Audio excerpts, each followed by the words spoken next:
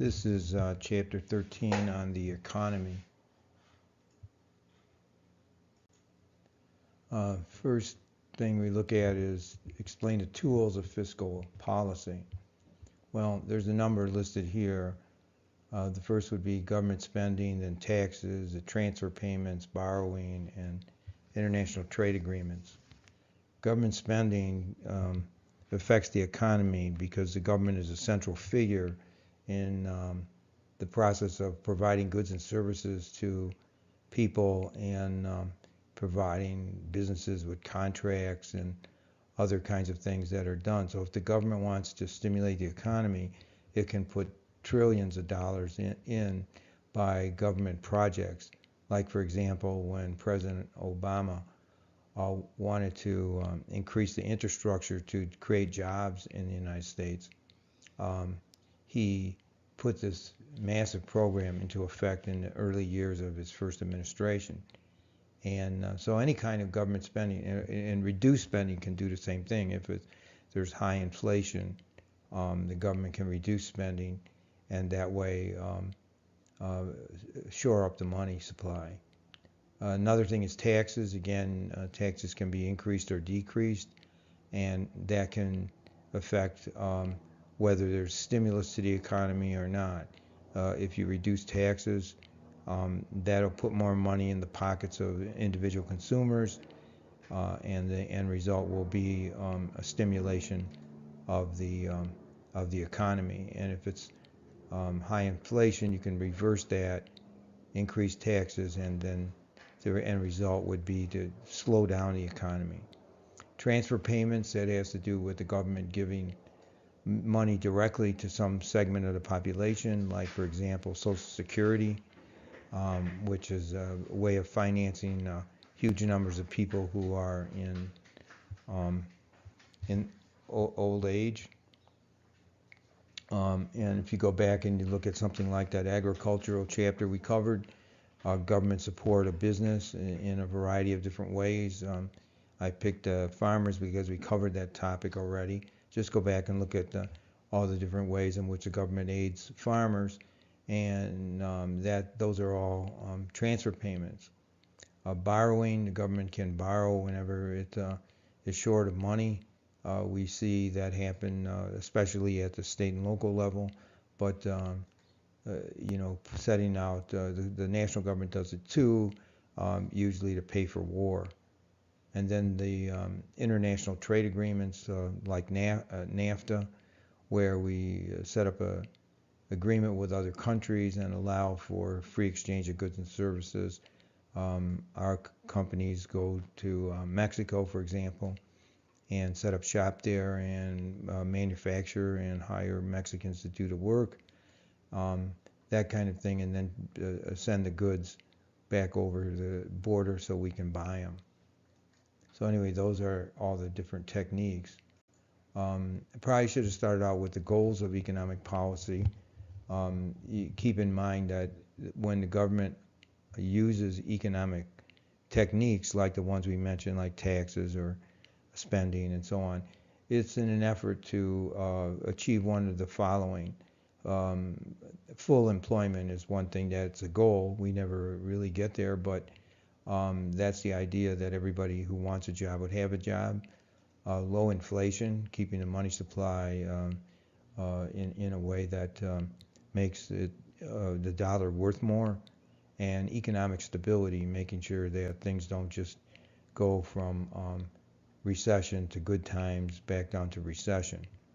So those are the three major goals, and the policies that we just mentioned in the first slide are all aimed at one or more of these goals. Second question is, how can fiscal policy influence the economy? The goals of fiscal policy can either expand or contract the economy, as I said. So, for example, if you raise taxes, you will restrict or reduce the economy, which you may want to do in times when there's high inflation. You can go back to the late 70s, early 80s, when we were experiencing that kind of thing. So if you increase the taxes, you're going to slow things down or slow the economy We've got the Federal Reserve Board that does things like increase or decrease the money supply. It's the same kind of thing. In times of recession, you want to expand to stimulate the economy to get more consumers buying, and you could do that with a number of things like government spending, government reducing taxes, government subsidies to business. There's a wide variety of things that could be done. In times of high inflation, you want retraction of the economy. So you can either retract it. The whole idea is to either try to do something to stimulate or retract. Stimulate or retract. And since, capitalism, I've often said that capitalism doesn't work. When you have to go through these cycles all the time, and that's what you have is you have cycles of good times and bad times and then back up and down and up and down. It's hard to convince yourself if you look at that stuff. It's hard to convince yourself that this is an economy that really works. And then when you think about that, what really makes the economy work is government intervention in some ways, like these different techniques we've just talked about or just mentioned. Without that, where would we be? So the government has to get involved, and we take it for granted. We say that capitalism really works and it's better than socialism or communism or something else, but in reality, it really doesn't work well at all. If you take a goal like full employment, that is never going to happen in capitalism because of the fact that there's so many people who don't fit the criteria to get jobs in a capitalist system. We used to think that it was people at the low end, like people who were unskilled and semi-skilled, who were going to lose their jobs in times of like international trade. But now we know that even educated people, there's a limited amount of jobs available to them in an economy that's just a service economy like we have in the United States. And that situation gets worse. It doesn't get better. So if somebody's trying to convince me that capitalism works, I just don't see the evidence. Well, I kind of went off a little bit there, but anyway, you can evaluate it for yourself. Don't just take the propaganda which says that this is the best system in the world, which is so far from the truth. It's unbelievable that we could even say things like that. Okay, number 3, what is supply side economics and how does it affect government policy? Well, supply side economics is a school of macroeconomics that argues that economic growth can be most effectively created by lowering barriers for people to produce, that is the supply side, produce goods and services as well as invest in capital. So in other words, what that means is that the government's supposed to do on supply side economics, the government is supposed to support business. So the business, which is the supply side, which essentially provides goods and services to the public in the private sector, that if the government supports them, then that will create a positive effect in the economy. This is also referred to as Reaganomics or trickle-down economics. That is, if you help the people at the top create expansive businesses, expand business, then that'll mean jobs. It'll mean money in the hands of people who have the jobs who can then become consumers. All of that is based on the notion that you need to help business. And that was Reaganomics. And, it's, let me just finish it and then I'll give my criticism. Supply side theory has 3 pillars, tax policy, regulatory policy, and monetary policy. Well, essentially what that is that the government is supposed to do everything it can to help business. The tax policy would be to reduce the taxes of business, make sure that they're paying very low taxes so that they can prosper and expand the business. Regulatory policy means that you limit the regulation. During Reaganomics or during the Reagan 8 years, essentially what they did was they deregulated wherever they could. Classic example would have been banks and savings and loan companies. They deregulated them. That is, they took away the restrictions about how much money they needed to have on hand, how much money, what they could spend that money on.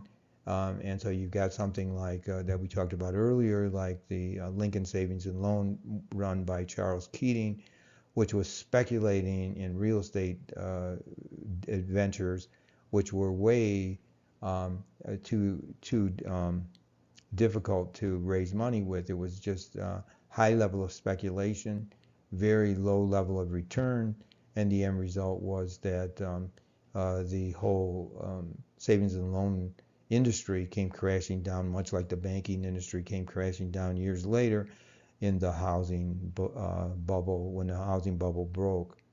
So anyway, tax policy would be one, keep the taxes low, regulation, get rid of regulation on businesses, and the monetary policy, do whatever you can, spend money in ways like support a business that we talked about in the chapter on the economy, which is essentially ways in which the government can, support business, like paying for advertising, paying for security when they go to a foreign country, things of that nature. The single idea behind all three pillars is that production, i.e., example, the supply of goods and services, is most important in determining economic growth. So economic growth is all about the development of goods and services in the private sector, making sure that those are robust, and then the economy will be good. It's the opposite of the Keynesian theory, which is the opposite of that lagging consumer demand drags the economy into recession. The government should intervene with fiscal and monetary stimuli. So the Keynesian approach, which has been used by the Democrats essentially since the New Deal, is the idea that when you're in bad times, which is recession, that you need to stimulate the economy with efforts that will, both fiscal and monetary policy, that's going to help consumers rather than business. It's the opposite. So you've got supply side, which says help businesses, and you got the Keynesians that say help individuals. Supply side contends it creates its own demand. That is, if once you can stimulate business, demand for the product will be achieved. Now the biggest problem I have with all this supply side stuff and Reaganomics is that there's no evidence that businesses are going to do anything more than try to maximize their profits.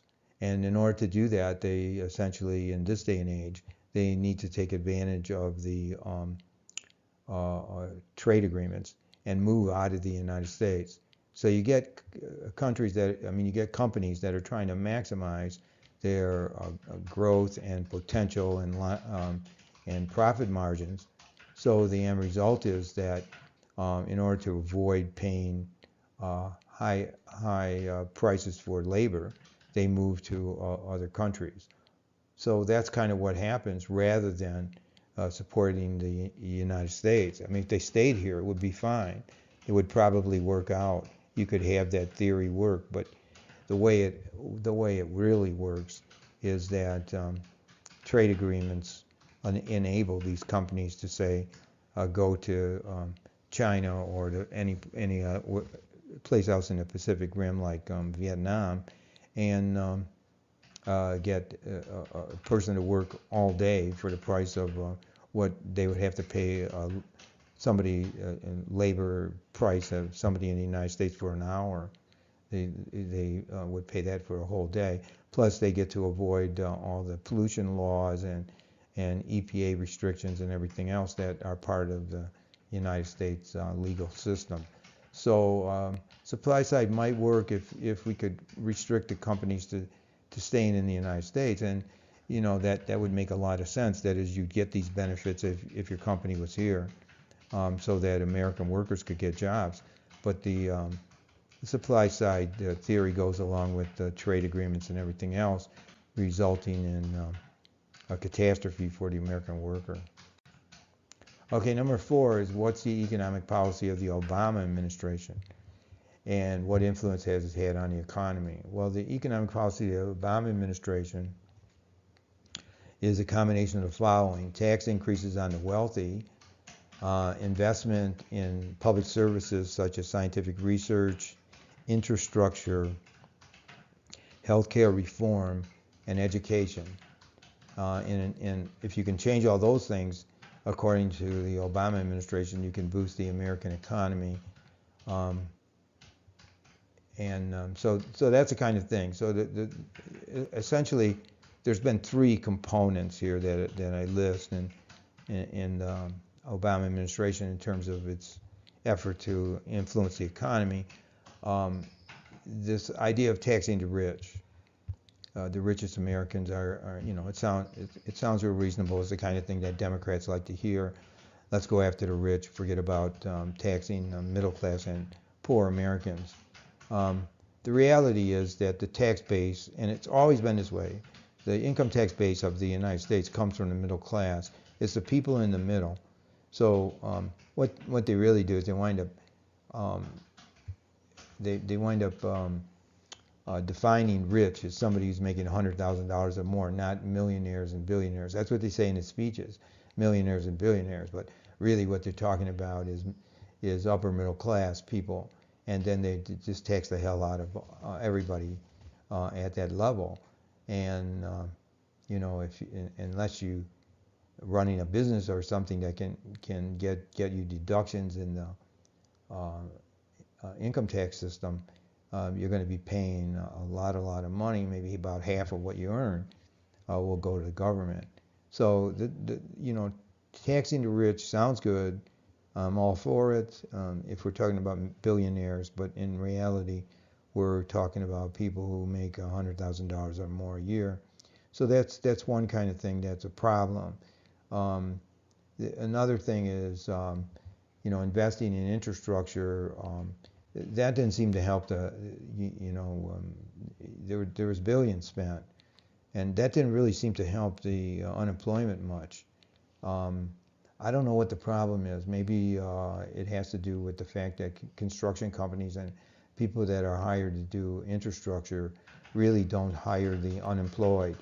Those are probably, for the most part, they're skilled labor, and that's not really the kinds of people that tend to be unemployed in the United States. Plumbers and electricians and all the kind of people that are needed in construction companies, if they have skills like that, they're not among the unemployed. And so we're probably just feeding a blue-collar, middle-class group of people rather than helping the unemployed. So that's probably the reason why the unemployment doesn't go down, or didn't go down when that infrastructure money was spent. Healthcare reform, again, it's the Democrats' version of healthcare reform, which is to insure the uninsured. It isn't really healthcare reform. Healthcare reform would be to change the medical system in the United States. I mean, it's ridiculous. It doesn't work. We know it. It's way more expensive than any other country in the world, whether it's prescription drugs or it's procedures in the hospital or hospital stays, or just take your pick. The healthcare system in the United States is a travesty, and it does something to insure the uninsured. I think there's about 15-20 million people that are in that category, and so it helps them, puts them into the system, but and that's something that they can go to a doctor or they can go to a hospital, that sort of thing, but it still puts them into a system that doesn't work. So it's not a real healthcare reform. Healthcare reform would be to really revolutionize the system in major ways, like single payer system, much like you have in France or someplace else, and actually all of Western Europe. Much better system than what we have, where certain certain people and certain doctors are getting the kind of care that they should get, and everybody else is getting some kind of mediocre stuff. The use of regulation to stem crony capitalism, what that is really talking about is that we need to go back to some kind of regulation that you can't have banks and savings and loans and companies like that running amok and then closing, and people who are invested in those banks lose all their money. So you've got to have a system where there's a lot more regulation than under the deregulation of the Reagan years. The stimulus, that's another component, and then Obamacare, which I talked about already. Okay, so here's the end of it. You've got this sort of this sinking ship, and Obama trying to do what he can to carry along everybody in this crazy economy. It's a difficult job, whoever's president, trying to do something to change the direction of the American economy, especially given the fact that we're so prone to allow business to have its way, starting with the deregulation, and then the whole mess of just allowing for all these free trade agreements. That's just a method for profits to be increased in business and jobs to be lost.